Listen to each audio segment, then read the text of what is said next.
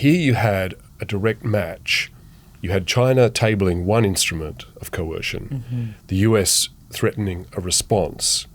But within a week, the Chinese move prevailed, and the US, through Trump's admission, effectively admitted defeat, effectively admitted that China had come up with a coercive move that the US could not deal with, match or overmatch. Yeah. China punched Trump right in the nose, punched the US right in the nose and said, we are going to deny you the ability to operate a modern economy. And Trump didn't have an effective response. That is a big moment. For decades, analysts have been predicting the moment when China would inevitably overtake the United States as the world's strongest power. That moment still hasn't come. But then came last week, when Donald Trump's economic threat against China backfired spectacularly. Today, Peter Hartcher joins me to discuss the political turmoil in China that is stopping the country from realizing superpower supremacy for now. And whether Australia, unexpectedly thrust into a power position in this fight thanks to Anthony Albanese's triumph with Trump this week, moves us out of our spot as a middle power and nudges us higher up the ladder. Hey, Peter. Samantha, lovely to be here again. Well, I'm delighted you're here, and I have to alert the listeners and the viewers that this will be our last episode for a while with you. You're taking a few months off. Yes, I am. I'm sure I'll be better and restored when I come back. Well, you know how much we delight in these episodes, so let's launch in. You've just written about an obsession of mine. Maybe you can tell me if it's yours too. And this is what it takes for a country to be deemed the leading global superpower and the shifting sands of moments, that can change this. So can you first off start by giving us a potted history of what you've called the rich history of analysts predicting the moment when China overtakes the US as the world's strongest power? Because you say it's littered with many wrong predictions. Yes, from about the 1990s, late 1990s onwards, there's been 3 waves of experts predicting that the overtaking of the US was imminent by China. Okay. The last wave of this, experts get these things wrong, but that never deters them from running the same flag up the same flagpole a few years later. Yeah, just to get a publishing deal at least. Well, that's a consideration. So there was most recently, about 5 years ago, it was projected to have happened by now. A little bit embarrassing because although China has built enormously its power, it's still only 2/3 the size of the American economy in market price terms. You can change the formula. You can move the yardstick if you like. You can use purchasing power parity, which makes China a bit bigger. Okay. But in terms of actual real world dollar values, it's still the smaller economy by a long way. And although it's built enormous amounts of military power, the US is still in raw numerical terms ahead. The US has got a much larger and more complete set of nuclear weapons and capabilities, for example. And the US has also got the advantage that it has been to war in our lifetimes. Most of those wars have been ill-founded and badly advised, and any of the major ones, Vietnam, Second Iraq War, Afghanistan, it hasn't won, but it has had a lot of practice. Right. Interesting. So losing or it being completely ill-advised and having harmed your country in many ways is not, it hasn't sort of detracted from its global power status. It has detracted from its reputational power. Okay. It has damaged its internal morale, which is why Donald Trump, J.D. Vance, and a lot of the people who are now prominent in that administration are really reluctant. They feel that they've been cheated by the foreign policy elites in the US in recent decades, that they've been lied to. Vance went onto the battlefield and felt that the whole thing was a farce. So it did damage them. But one of the results of this experience was that it gave the US continuous practice. They knew what weapons worked and how, what systems worked and how. Where they continuously fell down was strategy. That has been their main problem, their main failing. But by contrast, China hasn't had the same sort of practice since probably 1979 when they attacked Vietnam. So that's a long time to go without firing a shot in anger. There were reports last year, for example, that a whole cache or armory of Chinese missiles was discovered to be full of water, not explosives, because the contents had been sold on the black market by corrupt officers. So what will work when you push the button in conflict and what doesn't work, it's an uncertain thing. How will your troops behave if you haven't practiced with all the modern weaponry and systems that they've got in place? One more question for you, though, with regards to this, battle in particular between China and the United States. Joe Biden referred to it, and I know we've spoken about this before, as the battle to win the 21st century. So there's a lot at stake here. And I wanted to ask you about one thing that former President Biden said, because this was back in 2021. And he said back then, we were then at a great inflection point in history regarding this battle. So I guess just briefly, what was going on then? And was he wrong? Because, here we are 4 years later, and we're going to get into why last week was perhaps a massive inflection point. But yeah, was he wrong back then? Not really, because what he was seeing was that China was expanding its power at a rate and in a nature and in a way that the US wasn't able to prevent or keep up with. His concern was that the US was in the process of being overtaken by China. After he lost power, he partly blamed Barack Obama, actually. One of the fields in which China has been relentlessly successful has been claiming territories, disputed territories, also claimed by its neighbours in the South China Sea, the East China Sea. Right. And Barack Obama, according to Joe Biden, had effed up, was the expression he used that I saw reported in the US media and never denied, that he accused Obama of effing up America's response to those continuous territorial acquisitions, maritime territories, by taking reefs and islands, then building them up and putting military bases on them through the South China Sea, which are now a major problem in the event of a war. So he could see all of that going on, and he knew the US didn't know how to respond and was failing to respond. So the essence of the problem is that Xi Jinping is prepared to take riskier actions than the US, and the US is not prepared to risk a war in stopping China's expansionism. So what Biden was also concerned about was the idea that the US needed to get its allies bulked up to help it deal with a rampant China. And that was, for a lot of US allies, it was a kind of golden era, because that's when the US committed to the AUKUS arrangement with us, with Australia and Britain. It was a time when there was fulsome US support for NATO and other friendly countries around the world. It was the time when the Quad materialized at the summit level. And all of these other things were happening because Biden was concerned that the US was in a position to lose, as he put it, to lose the 21st century.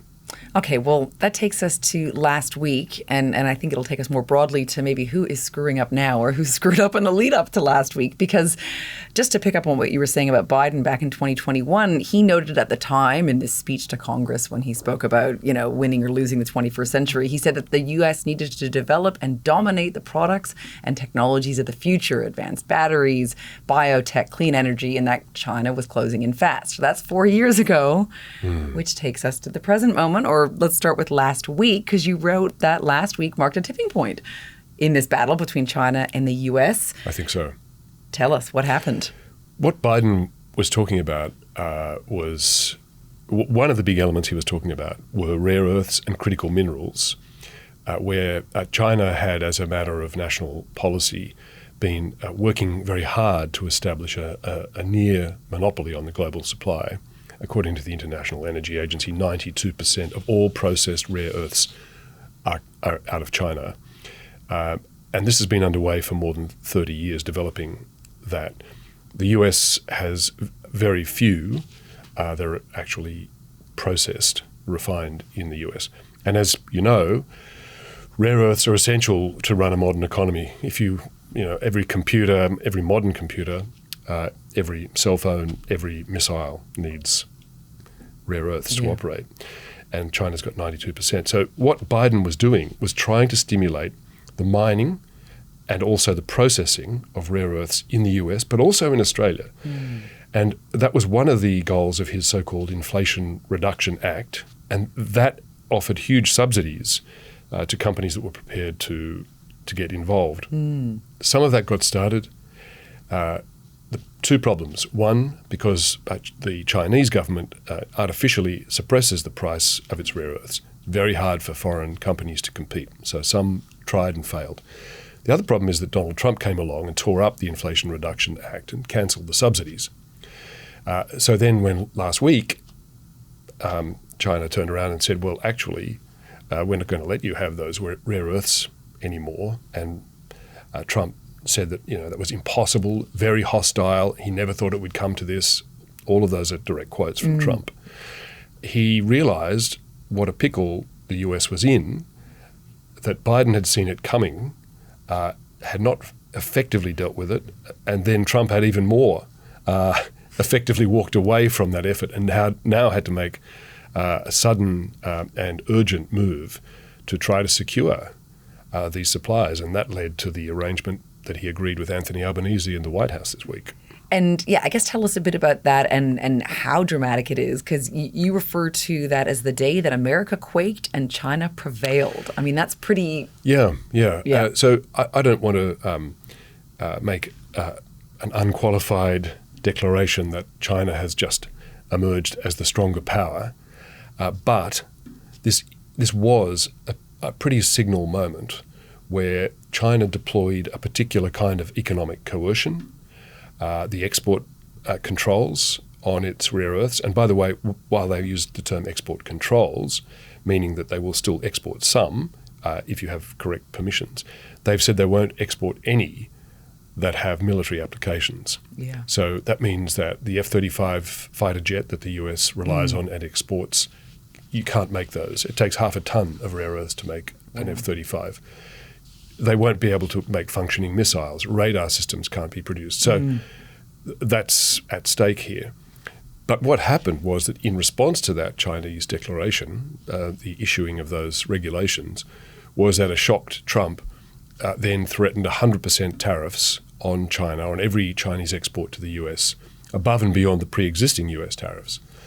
But that threat only lasted a couple of days before he started walking it back. And then within a week, he had said that he realized that threat was, quote, unsustainable, that the US couldn't afford to do that. So here you had a direct match. You had China tabling one instrument of coercion, the US threatening a response. But within a week, the Chinese move prevailed, and the US, through Trump's admission, effectively admitted defeat, effectively admitted that China had come up with a coercive move that the US could not deal with, match or overmatch. And so the two leaders are supposed to sit down for negotiations in a week or two. But to me, that was a really potent moment. Yeah. China punched Trump right in the nose, punched the US right in the nose and said, we are going to deny you the ability to operate a modern economy. And Trump didn't have an effective response. That is a big moment. I mean, you might appreciate this. I saw that our colleague Stephen Bartholomew's, he wrote a piece and it was titled, Trump brought knives, but China brought a bazooka. Yeah, that's not a bad description at all. But yet, you are not hoisting up the victory flag for China as taking over as the greatest global power. But tell us more, because like you've written, there's a lot of chaos right now in China. Well, also, okay. So there's two parts to this. First, there are multiple elements to national power. There is the hard power, so-called, which is the coercive power of your economic ability and your military strength. That's hard power.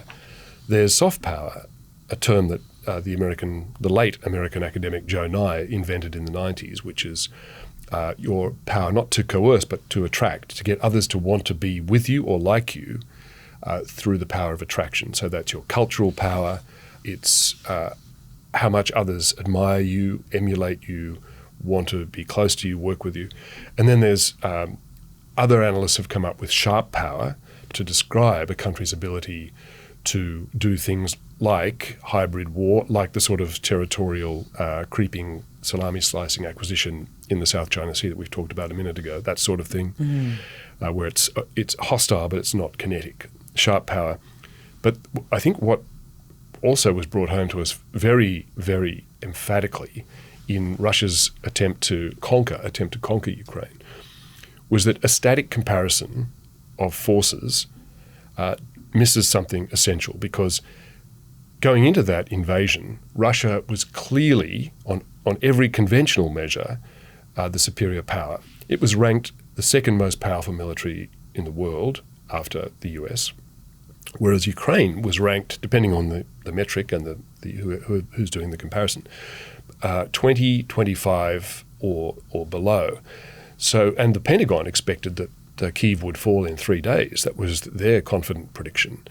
And yet, years later, they fought to a stalemate. So what were we missing? What was being missed in that analysis? There's a few things. The effect of having useful allies. Kyiv's allies proved much more effective and useful and immediate than Russia's. But the other factor I thought that this revealed is willpower, the sheer determination of the Ukrainian people not to be dominated and controlled by the Russians. And you can't capture that in an index. It's, the number of tanks you have doesn't tell you about your ingenuity, your determination, and the sheer will of your people to resist or to fight. And obviously, the Ukrainians have turned out to have a lot more than the Russians have. So there's all these elements. So it's very hard to make a definitive statement about which country is stronger until that moment when they clash directly. Yes. And that's why this last week was such a revealing moment, because it was a clash, not a military clash, but a clash between that in that moment where Xi Jinping said, not going to give you the rare earths, and Trump said, going to give you the 100% tariff. That was the clash that revealed within a week that China had prevailed. And that told a story that, at least in that realm of economics, trade and technology production, China was and is the stronger power. But that's not a comprehensive measure of its national power. Well, no, and that takes us to the next question, really, because you've written that China's leader, Xi Jinping, is waging a power struggle within his own regime. And this obviously is not a strong position to be in. So, and it's quite a historic struggle that's happening, as you've written it. So tell us about that. Yeah, so China this week is conducting the so-called fourth plenum of the Central Committee, which is the biggest political event of the year, where the Chinese Communist Party, among other things, sets the 5-year plan for the economy, but also it's where personnel changes are made to the upper echelons of the system. And there we saw 2 days before the plenum was to convene on Monday, it's a 4-day event, the official state, party-owned media published a list of 9 senior generals who had been purged, so removed from their jobs, removed from the membership of the Chinese Communist Party, and sent for prosecution, military prosecution. And that included the most powerful military officer in China under Xi Jinping. Xi Jinping is the president, but he's also the chairman of the Central Military Commission, which is the paramount source of actual power in China. Remember, the military in China is controlled by the party, not by the state, right? As Mao Zedong said, power flows from the barrel of a gun, and the party controls the gun, and it always has. So he was removed. He was also the deputy chair, vice chair of the Central Military Commission. He was also a member of the Politburo, which is the innermost sanctum of power in China. And that's the first member of the Politburo to be purged and sent for military prosecution since the Cultural Revolution. So this was a big statement. And to remove and purge and disgrace these guys, some of whom will never be seen in public again. They've been charged with corruption, but that's the standard way of operating a purge. Corruption is the normal accusation. That sent a huge intimidatory message to the whole party, the whole Chinese Communist Party, and the entire country. This is Xi Jinping asserting power and control. But it also tells you that he doesn't entirely trust, or he didn't entirely trust, that entire upper echelon of his own military. So what does that tell you? It tells you that he is worried. It may be sheer paranoia, but either way, he didn't trust the leaders of his own military. So what does that tell us about his preparedness then to go to war? So there are all these reasons why it's very difficult to make a definitive statement about which country is stronger. I mean, if he were to give the order to go to war or to not go to war, would his order prevail? This seems to be the sort of doubt, concern, fear that we have to suspect that he's harboring. Interesting. And it is fascinating with regards to, I guess, what you've written about. You haven't used these words, this is mine, but perhaps a mirroring in tactics between Donald Trump and Xi Jinping, because you've written they're both testing their staffers' political loyalty, purging their administration, their military. So does this portend Trump aping more of Xi's autocratic behaviors? And, what does history tell us that those next steps might be? Well, all autocrats have a few things in common, and trying to assert political control over your military is one of them. We've talked about Xi Jinping. Trump, just in recent weeks, as you know, Pete Hegseth, the defense secretary, I should say renamed war secretary, assembled all of the top generals, some 800, and admirals in the US military, to give them a political hectoring.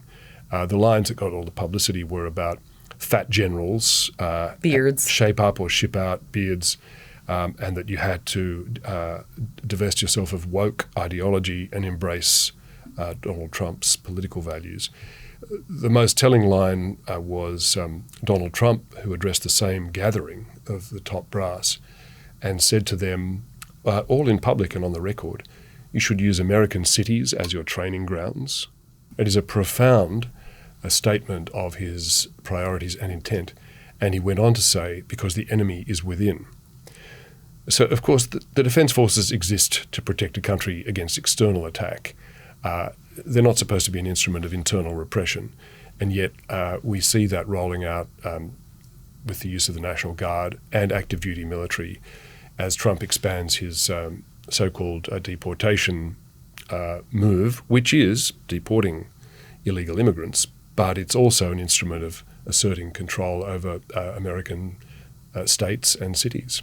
Just to wrap up, you've been taking us through, I guess, the challenges that both Xi Jinping and Donald Trump have got in terms of trying to be this global superpower. We know that Donald Trump, took a hit really in the last week. He was shown up by China. And then, of course, we had this landmark deal with our own prime minister in the White House.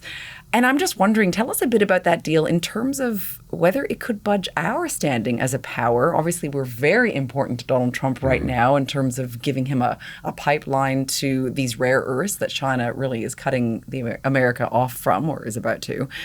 Does this shift us from being a middle power? Maybe. My view is it certainly enhances Australia's stature and capability in the world at a time when US allies have been extremely anxious about US reliability. Look at NATO, where Trump has repeatedly refused to commit to Article 5, which is an attack on one is an attack on all. And while he's been undermining the confidence of other US allies, in this case, where he had 3 hours with Albanese, including that 40-minute televised press conference, Trump has reinforced the alliance. There's the critical minerals deal, which means that if delivered, it's actually partly underway already, but if delivered, will stitch the US and Australia together in supplying a guaranteed flow of rare earths and critical minerals to the US. Therefore, it doesn't need to depend on Xi Jinping's whims as to whether it can operate its modern economy or not. There was also the reaffirmation of AUKUS, full steam ahead, said Trump. After all the hysteria and the doubts and the naysaying and all of that, Trump said it's full steam ahead with AUKUS, which we know has made Beijing extremely nervous. The Chinese government has consistently opposed it and railed against it, and so has Putin, by the way. So we know they're concerned about that arrangement.